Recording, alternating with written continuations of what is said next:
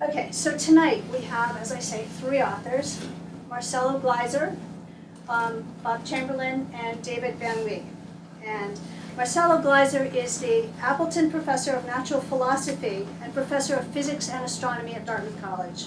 He's the author of several books, including A Tear at the Edge of the Creation, and is a regular contributor to NPR's Science blog, where you may have heard him.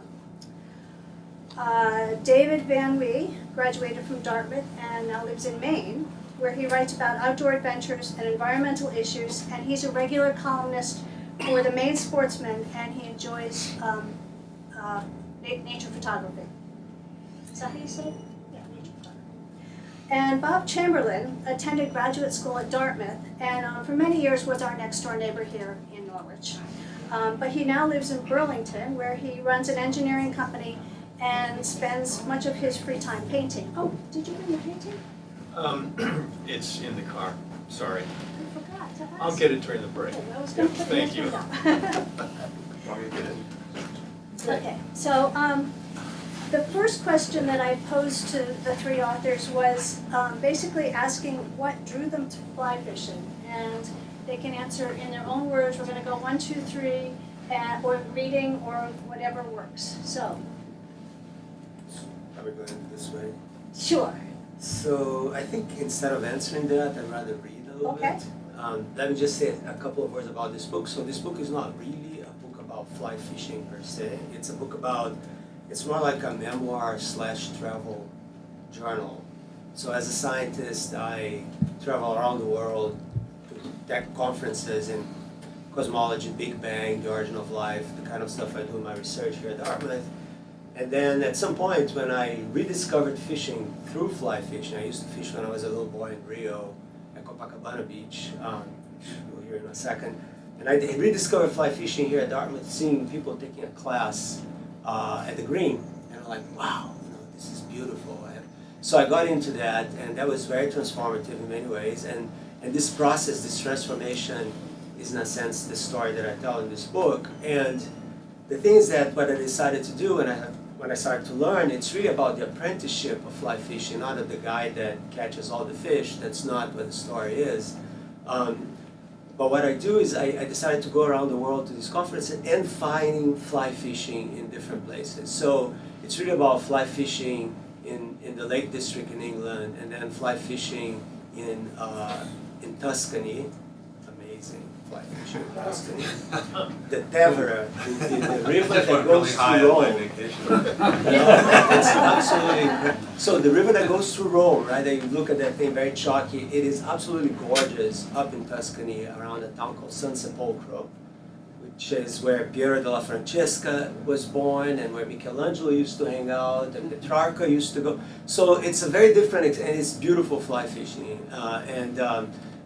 And what else? So in Brazil, I was Brazilian. I am Brazilian, I guess. And I did not know there was fly fishing in Brazil until I figured out. And there is, amazing. There's a fly fishing only stream in the south of Brazil, and that was quite an experience. And then finally in Iceland, which is the end, where I went to take a Dartmouth alumni cruise to Iceland, and I sort of rediscovered not just what it means to be in touch with nature in a very different way, because Iceland is very primordial in many ways, right? And but also what fishing means and our connection with the natural world and preservation. And there's a whole twist at the end of this book, which I'm not going to tell you, that is about that. But let me just, I think we may have like 15 minutes or so, each, so that we kind of balanced here. Is that right? Yeah, a little less than 15. Okay, then you guys go and we'll read I'll read later. That's Okay, fine. we will have time to read. Okay. So, our book isn't really about fly fishing either. Sorry, folks. Actually, it is. There's a lot of fly fishing here, but it's really about friendship. But I'll tell you how I got started in fly fishing. So my grandfather was a fly fisherman, and when I was growing up, we had mysterious-looking fly rods and reels and stuff in the basement that I didn't know what they were. And I did the spin casting thing, which is pretty easy when you're a kid. but somehow it skipped a generation. My dad apparently never learned to fly fish, and so he never taught me. And I moved to Wyoming in 1980 after graduating from Dartmouth, and I was out in Cody, Wyoming, working for the U.S. Forest Service, and I had a friend there who was a fly fisherman, and so he introduced me to fly fishing. And it was partly because I never really had that much enjoyment being a spin fisherman or a worm fisherman. I remember going out in Wyoming and dunking worms in these pools behind every rock and catching a fish, but it was just like, it was really not that enjoyable. Or you go out in a lake, and my roommate and we'd get in a boat and cast these lures, and it's just like total mystery. You know, you just reel it in, and sometimes you get a fish. There's absolutely no thought process to it. So when Rich Lindsay introduced me to it, I enjoyed it because the idea is that you are participating, and what I like about it is that you're actually participating in nature. You are trying to fool the fish in a very deliberate way. And I will read just a little bit. There's a couple of things in the book, and I'm going to read first my own, and then, by the way, the book is written by 7 authors. Bob and I are 2 of the 7. I was the lead instigator, lead co-conspirator. And so what's interesting about our book is it's written, again, it's really more about friendship among 7 of us who've been going to the Grant for 20-some years. And what's unique about it is you get to know the characters not just because I'm telling them to you, but you get to hear all 7 characters talk about everybody else. So you get the full friendship in all 7 nodes, or 49 nodes, or whatever the math is. N minus something, I can't remember. So here's just a couple of little excerpts here. First from one of my essays called Wild Rivers and Wild Trout, which talks about the Grant and kind of the rivers themselves and the trout from an ecosystem standpoint. Because I'm also a scientist, I'm an environmental scientist, so this piece is really interesting to me. The human's terrestrial world above meets the trout's liquid world below on a flowing plain. For a fly fisherman like me, the only connection between human existence and the trout's submerged realm is a 6x tippet, a nearly invisible fluorocarbon line only 0.005 inches thick. To be sure, it's a tenuous connection between our worlds. When I catch a trout, bringing it from the underwater world into my domain above the surface, I marvel at it for the few seconds it's in my net or in my hand. I then release it to swim away and disappear. "You can't outsmart a cold-blooded fish?" asks my wife. "Well, yes I can, fairly often," I reply. "But not always," I add, only to myself. "But they have a brain smaller than a pea," she correctly points out. And that is precisely what makes it so hard for me to think like a trout. So that's my and then I just want to Philip Odence, one of the other main co-conspirator, wrote in the beginning. There's an essay that he wrote called "The Origin," which tells about how our trip got started. And it begins with him getting a fly rod for Christmas and then trying it out for the first time on Cape Cod. And the book's about the Grant, but of course you end up learning about fly fishing on Cape Cod, which is kind of cool. So in this scene, Phil has just climbed into the water with his wife and 2 young daughters watching him try to fly fish for the first time. My gang on shore erupted with high-pitched cheers after I'd slid in up to my waist and flipped a nameless dry fly out into the light flow.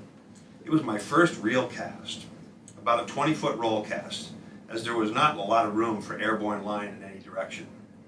1, 2, 3, 4. The fly couldn't have sat there 5 seconds before it was struck like a gong by a 10-inch brook trout. Not really.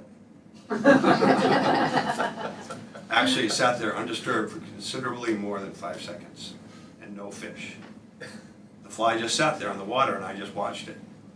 After a while, I concluded that it may not have been the best spot for a fish after all. No, girls, not yet. Maybe next cast. I called to my peanut gallery. I've read this 100 times until it cracks me up. I tried one over there, and then over there, and then another. I had my first taste of that multi-dimensional, never-solved fly fishing conundrum. Is it the fly pattern? Color, size, drift, retrieve, location, depth? Or is it just that there are no fish? Or am I the worst fisherman on the planet? Probably some of all of the above. So that gives you a taste for why we do this silly sport. So I'll add a piece, and I am going to read as well. But so one of the answers that Dave gave to a question before we started was, why are the fish not there? And got into maybe there's no food. And it's called fly fishing because we toss flies on the end of a line out there to mimic some sort of natural food. I know many of you out there actually probably tie your own flies, but it's really quite a beautiful little art. And so I have a piece. One of the chapters written by all 7 of us was the question: if you bring only one fly with you, which fly would it be? And it's interesting to hear all the 7 voices here, but here's my attempt to answer that. So I recall a religious moment when, in the process of cleaning and organizing my flies on the dining table, I found myself creating 2 groups. Group 1 consisted of the workhorse flies commonly used on our June trips: hornberg, woolly bugger, elk hair caddis, Adam's dry, hare's ear nymph, wood special, muddler minnow. In group 2 was everything else. LL Bean has the Guide's Choice selection, the Deluxe Eastern selection, and the Life Cycle Fly selection. Orvis has a must-have selection, the Eastern Trout Summer selection, and its version of the Life Cycle selection. My selection was the Grant selection, and I can offer a simple introduction here. The hornberg, our #1 starter fly with its dry to wet resiliency. The woolly bugger with its track record for larger trout. The elk-haired caddis with its remarkable buoyancy, enabling weakening eyes to track its drift. The hare's ear nymph, which for me is a decent standby that never fails to irritate Phil when I catch fish with it. The wood special, introduced to our fly boxes by David, who has tied dozens over the years. And then, finally, the muddler minnow.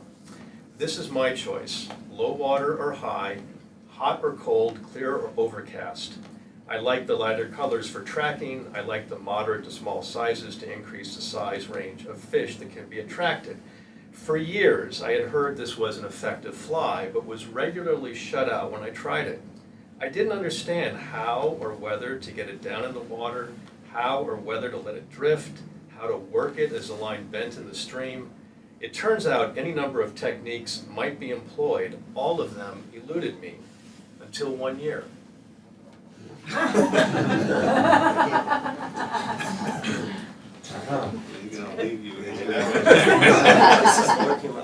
Right. Okay. So now I'll read some. So this is the very beginning of the book. So the epigraph is from Heraclitus, the pre-Socratic Greek philosopher. All epigraphs are from him. So it says, "Man is most nearly himself when he achieves the seriousness of a child at play." I think that's so much about fishing. We're playing, but we're being serious about it. But so the prologue is the young boy and the sea. The boy inserted his fishing rod into a plastic pipe secured deep in the sand. The surf was low and the sun was already setting behind his back. Gone were the girls in scant bikinis and the muscular guys playing volleyball. Copacabana Beach lay bare in front of him, a perfect golden horseshoe. Here and there, older fishermen tried their luck along the beach, retired men in their 60s and 70s with little to do, their skin leathered from years under the tropical sun, beer bellies bursting out of their shorts. They all knew the persistent 11-year-old who would come 3 or 4 times a week to the same spot with devout discipline. The routine was always the same. He would string 3 hooks to the end of the line and carefully load each with a small piece of sardine. Then he would run to the water with a rod behind his back and cast the line as far as he could beyond the breaking surf. After placing the rod into the pipe, he would sit down on the sand and wait. He paid little attention to the older man. Entranced, he shifted his gaze back and forth from the distant horizon to the tip of the rod. He didn't know then why he had to fish, but he knew he did, alone. Usually, he would go home stinking of bait and empty-handed, or at best with a meager catch of a small catfish or a cocoroca, a bony relative of the sergeant fish common on the beaches of Rio. His older brothers would smirk, clamping their noses, amused at the boy's stubbornness. But not on that day. 2 large silvery shadows darted 50 feet away, high on a wave. The boy retrieved his line quickly, hooked some fresh bait, and cast right behind where he had spotted a pair. For 10 minutes, nothing happened. Discouraged, the boy started to retrieve the line. Suddenly, he felt a strong tug. The bamboo rod bent in half with a fury he had never seen before. His arms turned rubbery. "It's a shark!" he yelled. "It's a shark!" 2 older fishermen nearby dropped their rods and came closer. It had been years since someone caught a shark there. The boy ran to the water's edge, holding onto the rod with all his might, trying to reel line in, but he could hardly turn the handle. "It's gonna snap! The line is gonna snap!" shouted one of the men. "Give up some line, boy. Let the fish run." The boy, trembling head to toe, released the reel's lock. The line swished out as the fish tried to regain control of his destiny. The mighty predator had become prey to an even mightier predator, a stunned 11-year-old boy. After some 10 minutes of give and take, the boy finally reeled the fish ashore. It wasn't a shark, but it was big, bigger than anything he had ever caught or seen anyone catch at Copacabana Beach. Silvery, flat on the sides with a large yellow tail fin. Probably a young albacore, weighing about 8 pounds, a beautiful creature to behold. The older man circled the boy, amazed at the sight. Bursting with pride, the boy collected his equipment and tried to shove the fish head first into his bag. He wouldn't fit. The V-shaped tail stuck out as he walked the 2 blocks back home, pretending not to notice the looks of amazement from the passers-by. He opened the door to his apartment and placed the fish on the kitchen counter. The cook, a large black woman in her 50s, came running in. "Lindara, look at what I caught for dinner tonight," the boy said. "Grandpa's coming, right?" The cook eyed the fish with incredulity. "You caught this boy down the beach?" The boy beamed. "I did. And no one helped me either. I want to see who's going to make fun of my fishing now." It took me over 30 years to reconnect with that boy. Oh. So that is the story of how I reconnect with the boy in this book being told, essentially. So my next question was, and you've sort of answered it now, but I'd like to hear more, is how fly fishing is a part or influences your life now, as opposed to where it came from. So who wants to take that one first? Gosh, really? Bob, so I guess Bob's up. Wow, okay, great. So Dave said that this book is about a friendship that has lasted for longer than 25 years, but in fact we've been getting together and fishing for 25 years. So, you know, that is meaningful in and of itself. And it's, it's an illustrious group of people that we get together with. So, what Dave said before about standing in the water, that is a special thing. The trout habitat is very unusual. And it's rare in our world. It's cold, it's fresh, it's clean. It's, the best habitat is really unaffected by humans, and that type of habitat, of course, is rare these days. So I will somehow segue from that to a reading, because this is also meaningful to me, and I'll say a little bit about this. Over 25 years, lose a few steps, as we know. And when we first started fishing there, we would fish like maniacs. We would get up at 6, we'd pull on our wet waders, and we'd go out and fish until we couldn't do it anymore. We'd come and eat a little bit, and we'd fish some more. Well, over the course of 25 years, we mellowed out a little bit in that schedule. And you know, at some point, one of our boys brought a reading and read a short story from Robert Frost, The Witch of Coos County. The Dartmouth Grant is in Coos County, so it was appropriate.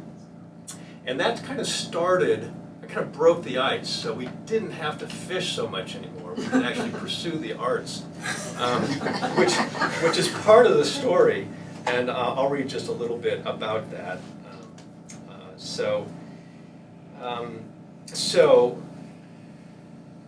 The chapter is called Art and Lit in the Grant. My wife had given me a small set of watercolors, which I took out every August on our annual vacation to the Maine coast. Growing up, I spent much more time on the baseball diamond than in art classes, but I found joy in capturing my views of Maine by swishing paint onto thick textured paper. I brought my kit along on my first Grant trip and have done so ever since, occasionally during the weekends exchanging my rod and fly box for a brush and paint box. My first paintings are not memorable except for the fact that they were painted on postcard size watercolor paper, all the better to finish the painting in a short sitting. One of the great things about painting is the way that looking at one's own work can help you recall all the sensations you experienced while creating it. Years later, when I look at one of my paintings, light, weather, sounds, and location all come back vividly.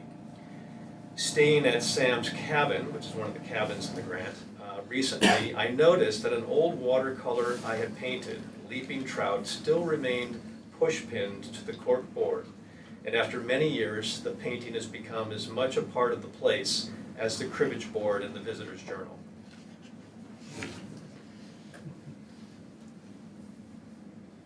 I guess I go next.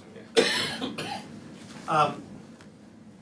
So I think I covered some of how it's how fishing is part of me is, again, these excursions to the Grant, and I think the Grant is a very special place for all of us.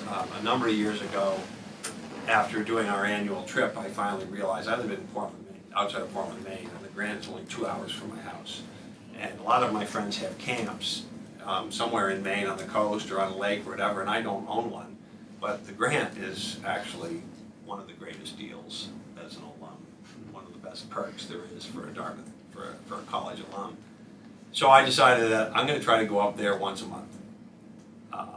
And you can't go year round, but we now go in the winter. We go several times in the winter, cross-country ski, snowshoeing. It's fabulous up there in the winter.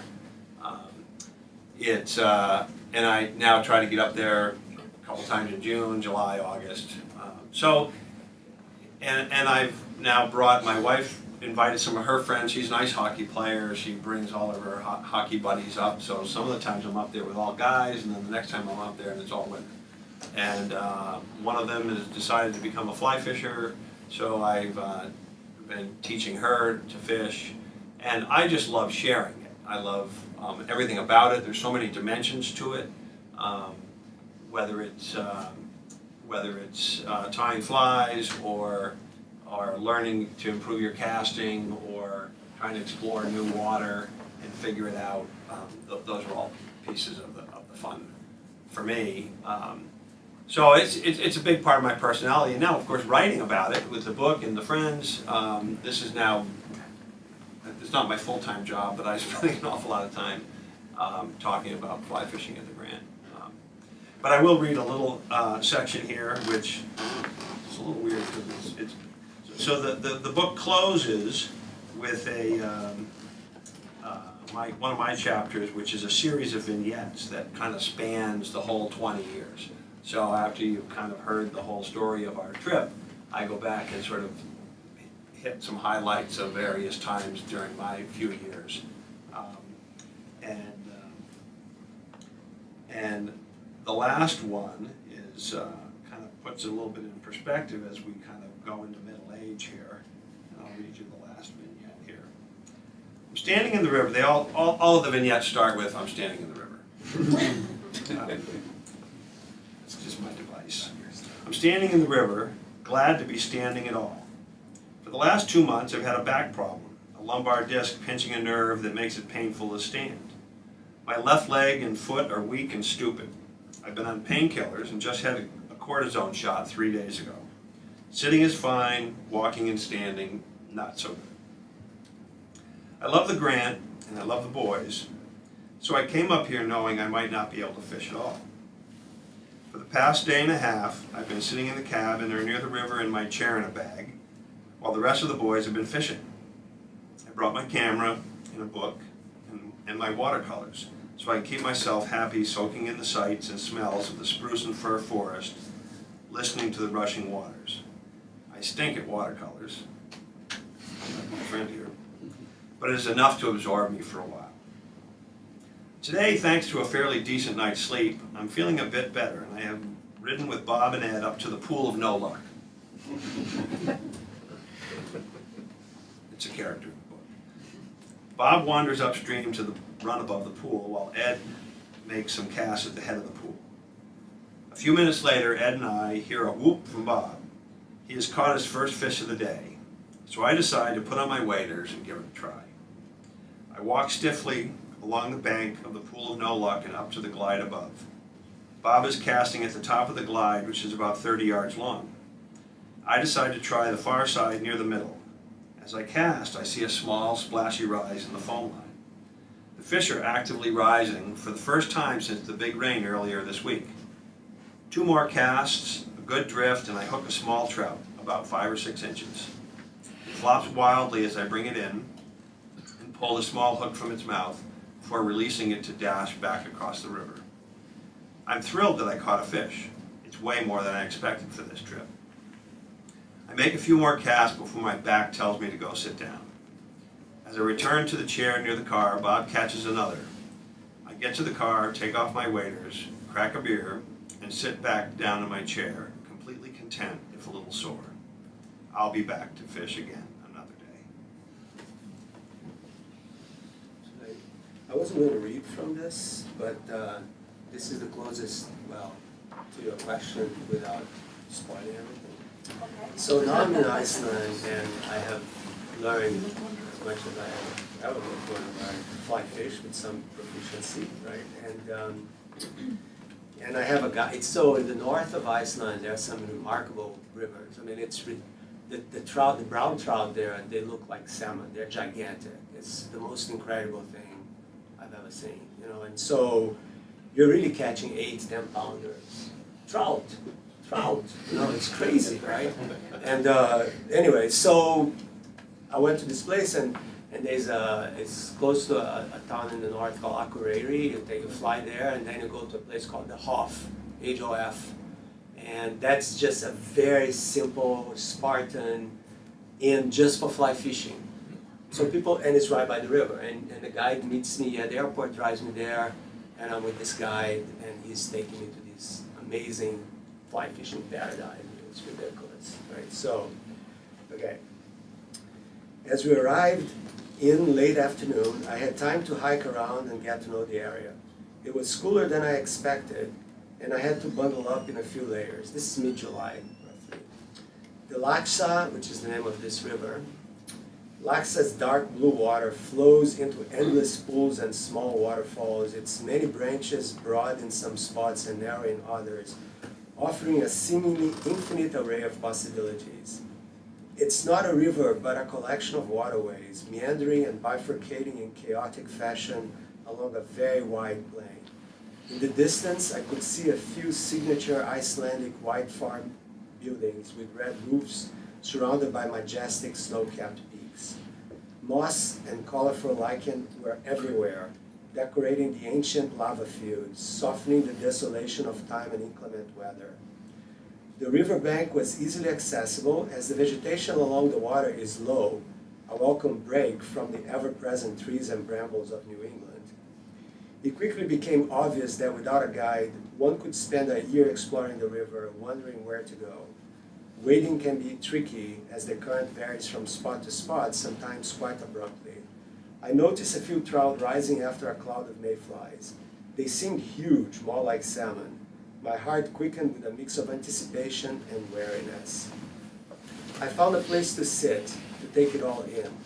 A long time, 7 years had passed since that first walk along the Dartmouth Green, rods waving in the air to Rick's, I'm sure you know who Rick is, the guy who's methodic counting. From my early cinematic Brad Pitt take on fly fishing to sitting at the margins of the Laksa, I had embraced the sport and made it my own, struggling to learn its artful ways as best as I could. I was not a master like Jeremy, so when I went to England, the guy who was my guide in the Lake District was the world champion fly fishing guy. I mean, it was a coincidence, I didn't know that. So he told me and I was so nervous. It was just, and we became friends. There happens to be a PhD in biochemistry from the same school that I did my PhD in England. It was like we became friends for life. He's a wonderful guy. In fact, he gave me a blurb on this book.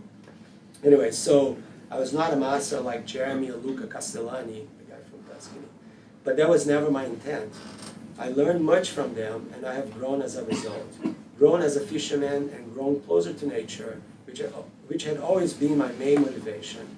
I never fished for the fish. If I caught one, great. I would admire its beauty and hurry to return it to its watery world. The truth is that I always felt a twinge of guilt when I looked at the struggling fish drowning in all that air, staring at me with startled eyes. Even in graceful fly fishing there is violence, the forceful taking of a being out of its natural environment. You asked for it. Sitting along the Laksa, a dream place for any fly fisherman, I started wondering what would come next. Since I had been the young boy of 11, fishing had been a portal to the spiritual dimension of being, a way to transcend the clutch of time. Waving the rod, stepping into the current, watching the line floating along, senses sharpened, eyes riveted on each and every change. Fishing has always been an attempt to establish a relationship with a dimension beyond my own. To me, fly fishing is a form of meditation, of letting the self go, a way of approaching an emptiness of being that is its fullest expression. By doing, you don't do. By acting, you don't act. With a shudder, I realized that catching a fish, the end result of the act, was an interruption. The electrifying hit, the rod bending, the line whooshing away, the adrenaline spike, were alarms bringing me back to the present, to the ever so real passing of time. Paradoxically, catching the fish spoiled my experience of fishing, my search for timelessness. And I go from there, and I won't tell you what happened. I can tell you that's exactly how I feel. So it's, you captured that really beautifully. I'm relieved. Oh, it's true. Yeah. So I think at this point, I'm gonna open the floor up if there are questions from the audience, and then you guys will have one more chance to pick another, any passage you want to close after we do a little Q&A, if there are questions. Are there questions for any of the three readers? Only a comment to fish on the Laksa. I have some very funny stories about the people I met there. Yeah. You guys, you wrote the book with your, I guess there are 5 others? What, like, how, I mean, that's so interesting because it sounds like you got together not around writing, but you brought out writing in 7 of you. I'm just curious if that was, everyone embraced it immediately, or you had to draw that, how did that work? I'm going to say first. Yeah. You want to go first? We're all our So, writers. He was No. there. He was Dave there when the says- idea happened.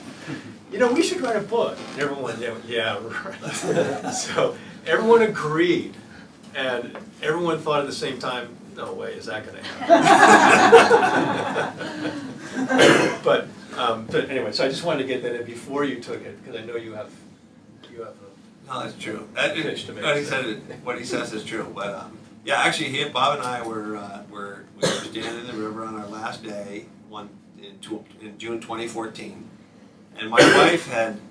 I've been wanting to write a book for a long time, and I've had different ideas, and she keeps saying, "You should write one about the grant." And I could never think of a way to write a book about the Grant.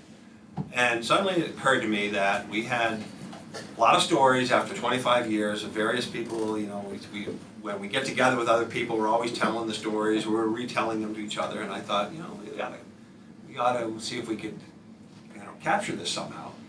And so the original idea was pretty modest. It was just everybody write down, I said, maybe we get everybody to write one story, we'll put it together, and we could self-publish a book for a few $100, and everybody chip in, and we'll give it to our grandkids. And that was sort of the original idea. But then also there was artwork, and there was photos, and well, we could throw some recipes in, you know. So we got back, and sure enough, as Bob said, I sent out an email that night and said, here's my idea. And I wasn't sure what would happen. And well, one of the guys, Dave Klingus, was the one who I thought would be the least likely to respond.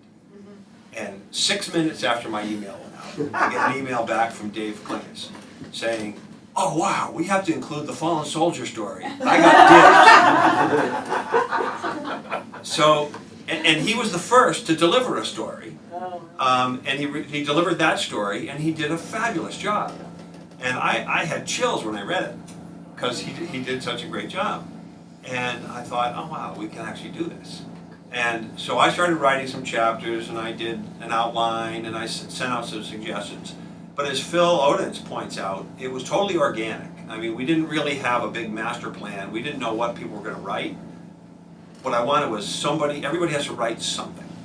And I had to beat it out of these guys in the next few months. But we did. We got something. And Billy Conway will be the first to admit that he thought the whole idea was just total crock. But he's thrilled that we did it. And his story's fabulous as well. He wrote Standing Waves, which is about a canoe trip that went awry. I was in the stern, he was in the bow. And Phil Odense was also one of the early skeptics. And he started writing, and he's like, well, who do we write for? Who are we writing this for? And I'm like, write it for your aunt. She knows that you go fishing. She doesn't know anything about fishing. So write it for your aunt. She cares about you. She'll love what you write, no matter what it is. So that's kind of was the idea that we started with. And as they came in, we started, and all of us are prodigious readers and obviously respectable writers. And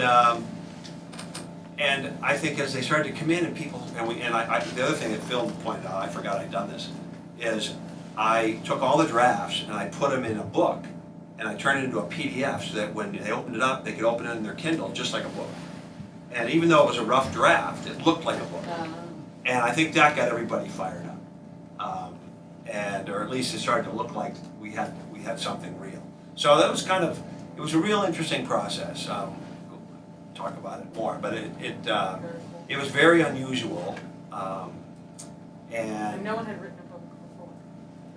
No, I wrote for work. I did sort of a technical writing thing. I wrote but it was big. It was a book, but it was not this kind of book. Yeah.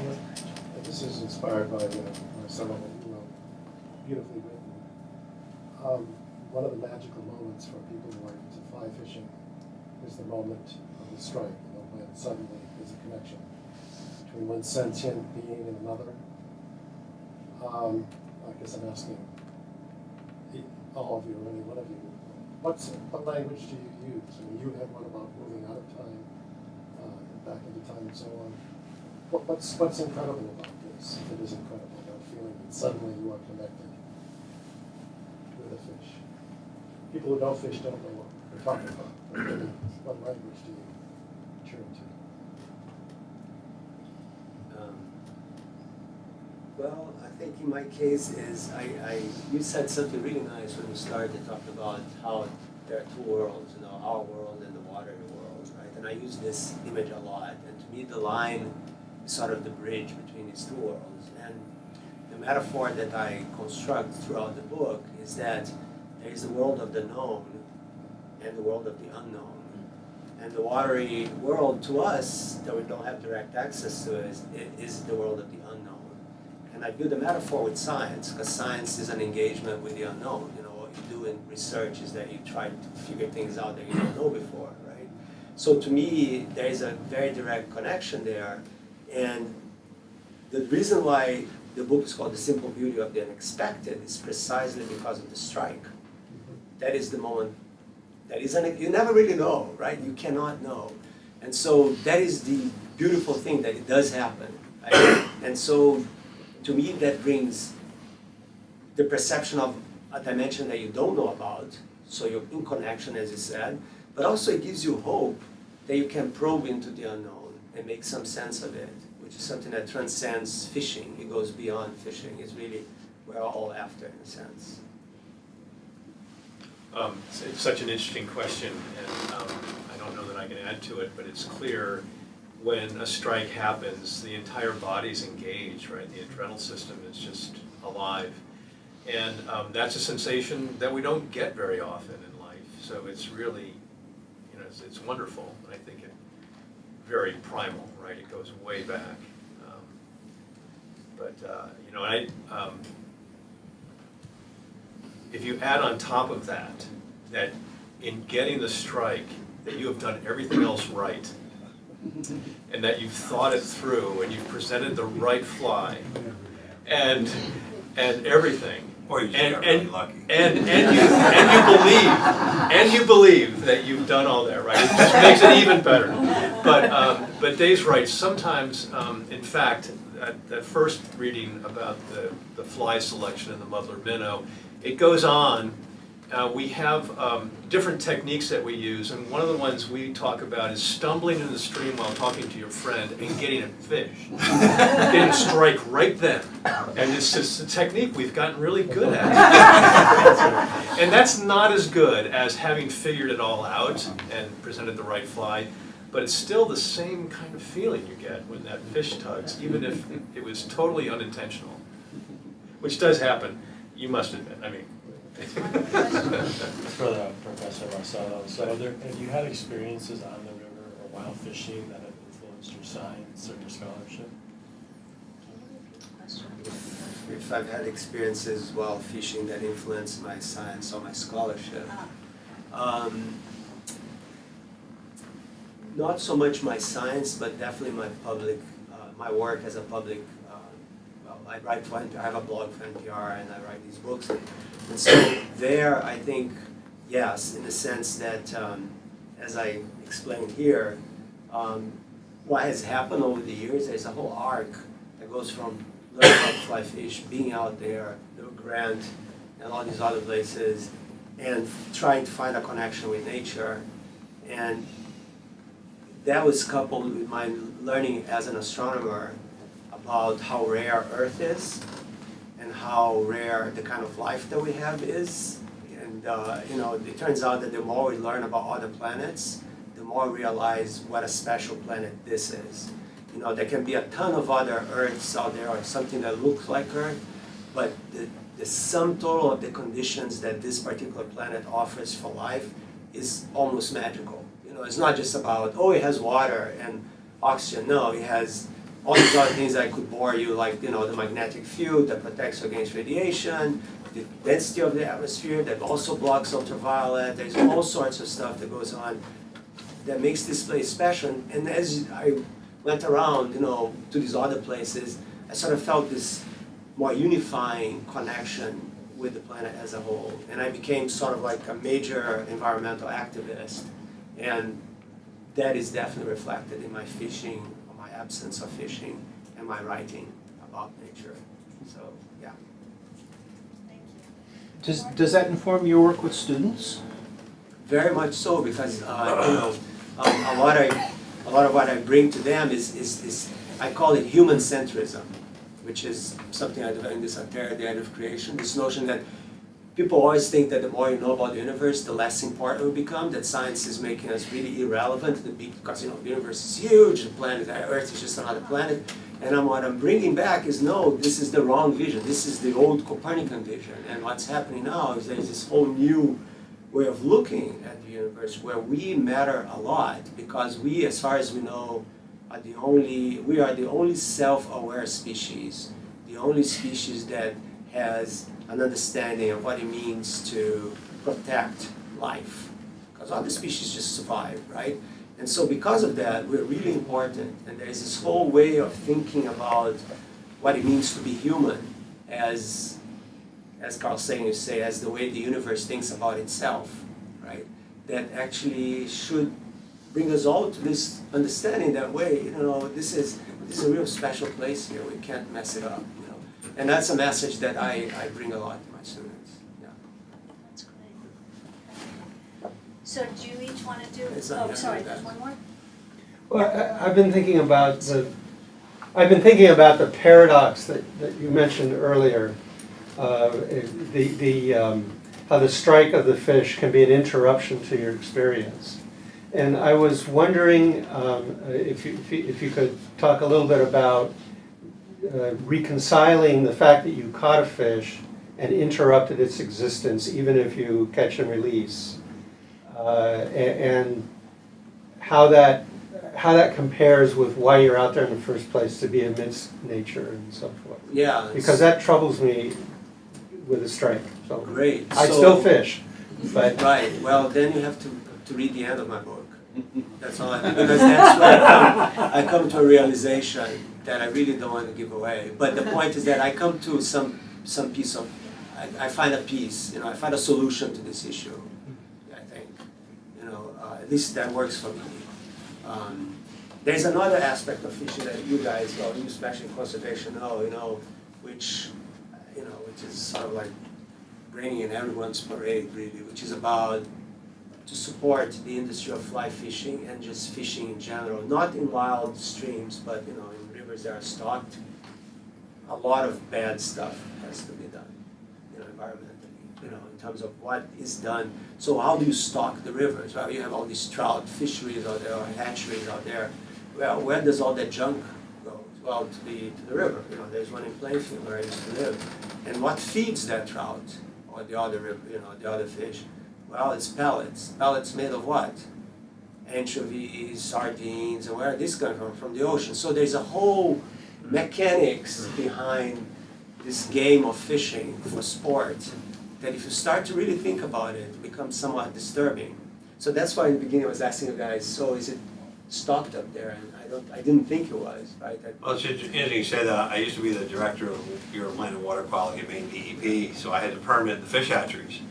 And it is a concern, and they do have a water quality impact. But I would say that it's balanced by the fact that all the people who fish care so deeply about clean water. And so a lot of that gets generated into political support for supporting clean water and the environment. And all those people who are participating, fish is with what I said at the beginning, one of the things I love about fishing is you are participating in the environment. You aren't just looking at it. You aren't just driving around and saying, look, there's a moose and there's whatever. You are participating. You are actively, and I have the same problem. So I hook a fish, I bring it in, I give it a sore lip, and I let it go. And what's up with that, right? But for me, it is my way. I care so much about the environment. I'm so interested in ecology and water and all these other things. I get to participate. And I'm not just shooting it, or I'm not just killing it and eating it. In my case, I go and I pretend that I'm a bug on the end of the line. And I have to learn how bugs move, and I have to learn how water flows, and I have to learn all these things, and how a trout thinks with its little pea-sized brain. To me, that's fascinating. Yeah. And I guess I could hang a lot of guilt on it if I want to, but I'm not going to. So on that note, do you want to do a little reading? So if everybody does one more passage, I think we can. Just one more comment. In getting to the strike, when the casting is going right, it's almost like Tai Chi. It's almost like Tai Chi when it's going right. Yeah. Well, I'll segue that one. That's true, it is a beautiful thing. So Philip, again, our compadre here, has a beautiful chapter here, which one of my favorites. They're all my favorites, but called "The One Fish," and I won't give away too much of it because it's kind of an interesting little story.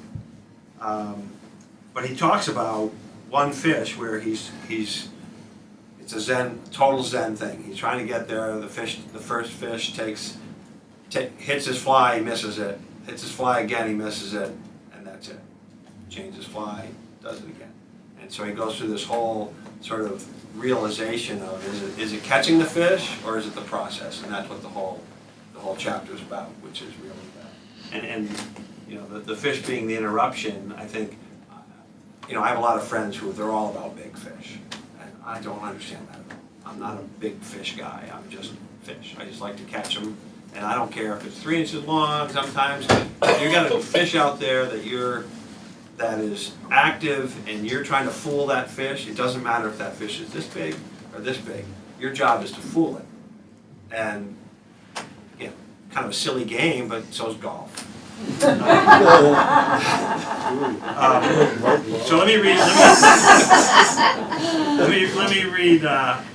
read this one because this is toward the end of Phil's chapter. And I like this part because he's talking about me. Oh, by the way, in the book, I'm Guy. That's my nickname from Dartmouth. When I played rugby and in my fraternity, Bobby Gaudette knows me as Guy. I mean, a lot of people, in fact, are surprised to find out my first name is Dave. So throughout the book, I'm Guy. So you have to get it. So Phil writes, Guy is so good in part because he's at heart a scientist. Every cast is an experiment. There's theory and hypothesis behind the choices a good fisherman makes. Yes, you're trying to catch a fish, but the higher calling of your cast is to test your hypothesis about trout behavior under current conditions. Try to change just one variable at a time. The reason you cast the fly is because you think that standing here and sending the line over there to land just so, with this fly drifting along that shore with a little twitch here and there, just might lead to a strike. If it works, good on you, mate. If not, you'll be smarter next time, and in the long run, you will take more fish. It's easy to feel like a genius when the fish are biting. The one fish helped me see that just catching fish can be a hollow victory. I felt pretty smart after my 20-minute lesson. The true joy of fly fishing is figuring it out. A fish on the line is just a symptom. Okay, so I will provide a little bit of comic relief at this point again. So we're talking a lot about fishing, but of course the book is about 7 guys coming together in the North Country, and someone has to buy food. I would recommend that if you have this experience, not to be that person. Because it becomes a game to give that person grief. You didn't get this and that and so forth. So anyway, so there is a chapter called The Quartermasters Dilemma. Lament, that's what it is. And I'll just read a little bit because it's become, I guess, the star of the chapter has become a symbol of the trip. And so in the Dartmouth Grant, they have these beautiful cabins, 7 rustic, but I like to say beautifully appointed cabins with gas refrigerators. And the gas refrigerators aren't very big, especially when you have to keep beer cold in them, which is important for this group of people. In fact, there's a recipe for how you actually provision the trip, and it's basically 1 6-pack per person per day. That's what it used to be. We're now moved on, but that was the number that we used at one time. It's a lot of beer. It's actually beer poisoning, but we do try, and you know, our food has gotten better over time. We've gotten really good at eating good food and buying good food, but the vegetables were always a bit of a trick. And one year I brought some frozen vegetables, peas and carrots. I think that should be good, but somehow in stocking refrigerators, getting them into the freezer part never happened. And I just remember Klingon pulling it out of the refrigerator, and it was this green and orange mush. And I'll never forget that look on his face, but this is what led me to discover Veg-All. You may be able to find it somewhere on your supermarket shelf, or not, but don't look for it at Trader Joe's. You'll need to be at one of those generic 65,000 square foot supermarkets, Shaw's, Price Chopper, Walmart, or the like. It's been around since 1926. Check the lower shelves. They're probably still selling the original cans. Hard to know. No freshness dates back then. Veg-All comes in a 29-ounce can whose label depicts a cornucopia of wonderfully shiny vegetables, green beans and carrots, potatoes, corn, and lima beans. When you open a can, however, you are greeted by a sight that makes the aforementioned defrosted vegetable glob look downright garden fresh. There, in a muddy broth, are saturated, pre-cooked vegetable entities, brined in enough salt to kill a snake on contact. In an emergency, Veg-All has its attributes. For example, it can be mashed and used as spackling compound, or maybe as clean fill in a construction project. Not great for eating, though. Back to fly fishing. Yeah, Are you sure? as long as it's not too long, I definitely want to. Is that too long? Sorry, Marcelo. No, We want to no. hear it. So, okay, so this is going to be much more sobering, sorry. But the book is really, because of its format, it's a portal into different states of mind, right? So this is about the fact that I am an immigrant. I mean, I grew up in a completely different culture. And this is when I was fishing in Brazil, and I was thinking about these things. And so this is a chapter, it's called The Immigrant and the Two Frogs. Okay, it was mid-afternoon after the casting lesson. What happened is that we're fishing in Brazil in October. It's getting very hot. Even though you're very high up there, the water, trout, as you know, not just does not like warm water, it dies in warm water, right? So after a certain time, you just can't fish anymore. My guide was going crazy at around 10 in the morning because nothing was biting, and that was the reason, right? So try some deep ponds, and I said, you know what? Don't fret. I'm happy, we caught fish. Why don't you work on my casting? So he did that, and that was great, So it was mid-afternoon after the casting lesson, and we still had a couple of hours in the mountains before returning to the city. I asked Alexandre, the guide, if he minded driving me around a bit so I could check the area in more detail. I opted against riding a horse after a previous experience had left me unable to sit for a couple of days. We took off toward the main attraction of the Silveira Valley, that's the name of the river, River Silveira. The Cachoeirão Rodrigues, which translates as something like the Big Rodrigues Waterfall.